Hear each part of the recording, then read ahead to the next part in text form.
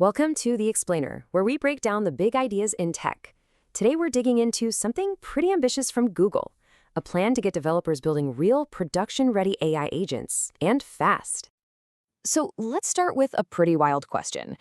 Could you, or any developer really, go from just an idea to a fully deployed, production-ready AI agent in just a few weeks? Like by Christmas?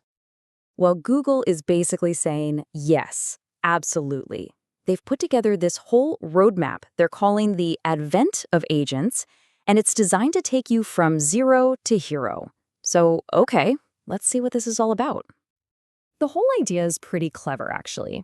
It's like an advent calendar, but for developers. Every single day leading up to Christmas, they unlock a new piece of the puzzle. You start with something super simple, and by the end, you're supposedly orchestrating multiple agents, all running for real on Google Cloud. And they're not holding back on the tools either. We're talking about their latest and greatest stuff. You've got the Gemini 3 model as the brains of the operation. Then there's the ADK, which is their Python-based agent development kit. That's how you actually build the thing. To get it live, you use the Vertex AI Agent Engine. And to make sure you're not starting from scratch, they give you these production-ready templates they call the Agent Starter Pack. Okay, so where do you even begin with something like this? You're probably picturing lines and lines of complicated code, right? Well, that's not how they start. It's actually way, way simpler. It all kicks off with just four lines. I'm not kidding. 4 lines of YAML text. That's it. That little bit of text is enough to get a working AI agent up and running, powered by Gemini 3, and already hooked into Google Search. No Python, no coding at all, just a tiny config file. That's pretty wild. And see, that's really the whole philosophy here. They call it code first, which sounds a bit counterintuitive, but it means you start with something incredibly simple, that YAML file, and then you scale up. When you're ready to get more complex, then you can start adding your own custom tools in Python and build out those bigger, more intricate workflows. Okay, so you've got your simple 4-line agent. Now let's talk about what happens when you start to really power this thing up. This is where the combo of the Agent Development Kit and the Gemini 3 models starts to get really, really interesting. And what's so cool here is that some of these features are just built in, like natively supported. Take computer use, for example. This means your agent can literally see a user interface, click around, and interact with it. That's not some add-on you have to bolt on later. It's a core capability, right out of the box. Same goes for things like pulling in real-time data or having full visibility into what the agent is thinking. Right, so building a cool demo on your laptop is fun. We've all been there. But getting that thing to actually work in a live production environment, that's where the nightmare usually starts for developers.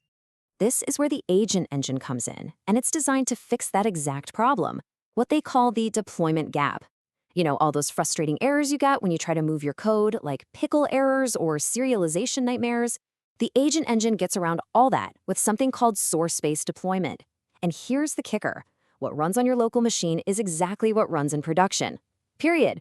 All that friction, all those headaches, they're just gone. And it doesn't stop there. The moment you deploy, you get full-blown production-grade observability. We're talking about something that can take a team of engineers weeks to set up from scratch, seeing every single step the agent takes, how long each call takes, with everything logged securely. With this, you don't have to do anything. It's just on, right from the start.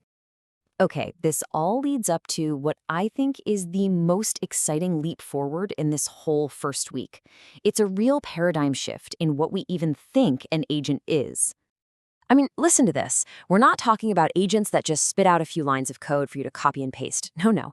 The goal here is an agent that can take a problem, write the code, execute it, see if it fails, debug the errors, and then try again, all on its own, until it delivers a working solution. The magic behind this is a feature they call code execution. And this is the key. Code stops being just the output of the agent. Instead, it becomes a tool the agent uses to think. It can write a little code to test an idea, see what happens, and then learn from it, all inside a safe, secure sandbox. So suddenly, the agent starts to act less like a chatbot and more like a junior developer on your team. It writes code, it tests, it debugs, it iterates. It's a huge shift, right? It goes from being a helpful assistant to being a genuine problem solver. And that really leaves us with a big question to chew on. If your AI can handle the building, the testing, and the debugging all on its own, What does that free you up to do? What will you build next?